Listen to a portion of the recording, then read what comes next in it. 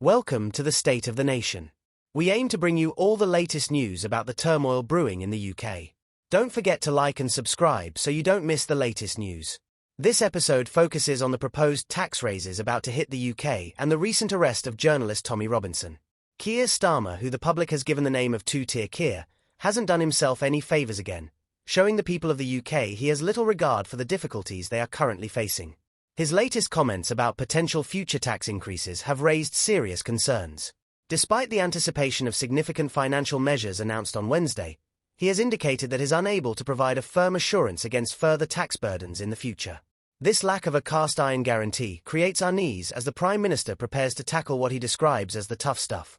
The UK public are left wondering how much more financial strain they may be forced to endure in the coming years. Let's take a look at what he has to say. In August, in the Downing Street Garden, you talked about painful choices coming in the budget. It was a hint of tax rises on the way. You didn't say it out loud. Will you level with us now? Are taxes going to be going up? The budget will be set out by the Chancellor on the 30th. The principle of it. But what I was talking about when I was speaking at Downing Street, and what I've said ever since, is this. We've inherited a very bad situation here. The economy is broken, and we've discovered there's a £22 billion black hole. My approach, the Chancellor's approach, is to acknowledge that problem, run towards it and fix it. Yes, so that we can fix the foundations. Are taxes going up beyond what you said in the manifesto? We will then rebuild the country. Are taxes going up beyond that will be set out in the manifesto. The principle of it. It'll be set out in the manifesto. Will you set it out in the manifesto? Or taxes I'm sorry, it'll be set out in the budget on Wednesday. Is that the painful choice that taxes will be going up? I'm not asking you to set out what they are, but just the principle of it. Well, the principle we put in place is that there's a £22 billion black hole, and we've got to So taxes are going up? Well, we're also clear that we're not returning to austerity. People will be watching this, and then when you put taxes up, and you won't say in principle, look, they're going to have to go up, and you'll get more detail. I appreciate that, cool. I appreciate that. But you know, and I know, that no government before a budget sets out what's going to be in the budget. I'm not asking you to. I'm asking you about the principle. You said to me in Grimsby, all our plans are fully funded. Fully costed, fully funded. We do not raise taxes on working people. No rises for income tax, national insurance, for VAT. That's still the case. But are other taxes going up? I said that to you in Grimsby. I think I said it to you everywhere we met in the entire campaign. Are other taxes going up? And I'll absolutely repeat that. For working people, we made an absolute commitment that their income tax wouldn't go up, their national insurance wouldn't go up, their VAT wouldn't go up. I said that in the campaign. We're going to keep to those promises. But should we expect taxes more broadly to go up? We're going to have to make difficult decisions in this budget. I'm not going to preempt the budget. That's a yes. You know that. Okay. Look, but what we are going to do, it's really important that we fix the foundations. We've got to clear up this mess once and for all.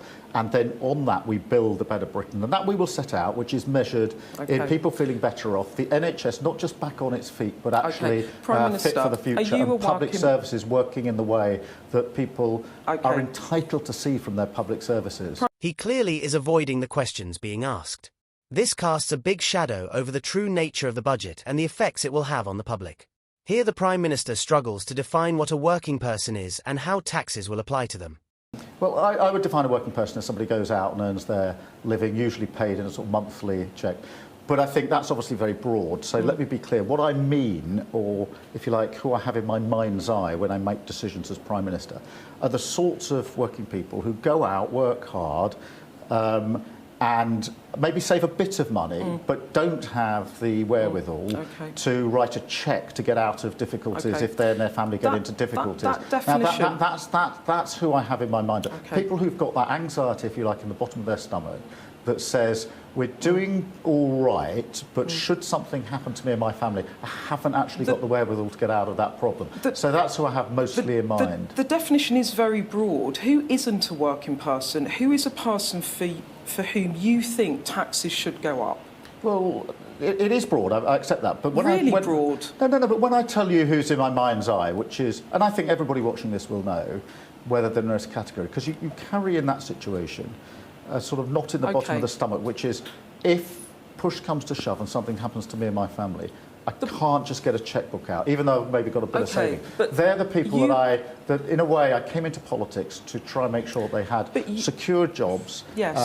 Didn't have the anxiety of public services not working, and felt genuinely better off with better opportunities. Okay. That's what I have in my mind's eye. Okay, so for someone who works but gets their income from assets as well, such as shares of property, are they a working person? Well, they wouldn't come within my definition. So their taxes could go up? Yeah, I mean, you can probably give me any number of examples. No, you're tagging a second question to the first, which is you're asking me for a definition of who's a working person, and then you're making assumptions about what the tax might be in relation to. The point is, we're running out of time, but I could go through fuel duty. If you're driving a van, you could. You're a working person and you might put fuel duty up. You could go through that exercise, or you could, ensure that people hear from me who I have in my mind's eye. People watching this will know whether they're in that group or not. Those people who work hard, are anxious about whether they can make ends meet, and know that should something happen to them and their family, they can't write a chequebook to get out of the problem. I'm really concerned about them, and the decisions I make are because politics for me is about who do you have in your mind's eye when you make your decisions. I'm not ideological. I have those people in my mind's eye. The reason it matters, Prime Minister, and the reason I'm pressing you on whether it's people with shares, if it's fuel duty that might go up and hit people that drive vans or cars to work, or freezing council tax bans and council tax going up potentially, the reason it matters, the reason I'm pressing you, is because you say trust in politics is broken, and you promised 4 months ago for working people taxes not going up.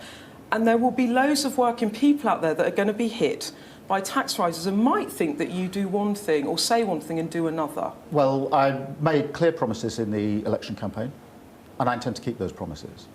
So let me be very clear about that.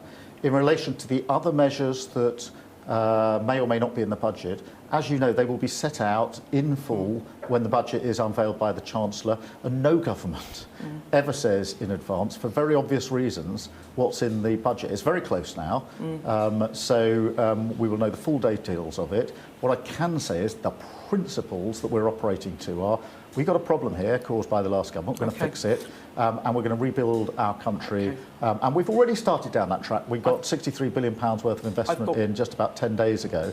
That is investment that will be measured in jobs across the country. Tommy Robinson, whose real name is Stephen Yaxler-Lennon, has been sentenced to 18 months in prison for contempt of court. He admitted to breaching a High Court order by repeating libelous claims. The court found that Robinson had disregarded the court order on multiple occasions, including airing a documentary and making statements in interviews and rallies. Robinson will be held in segregation for his own protection due to concerns about his safety and the potential for unrest among other inmates. His supporters have been vocal, with peaceful protests and demonstrations taking place in London. Let us know your thoughts in the comments about the current state of the nation.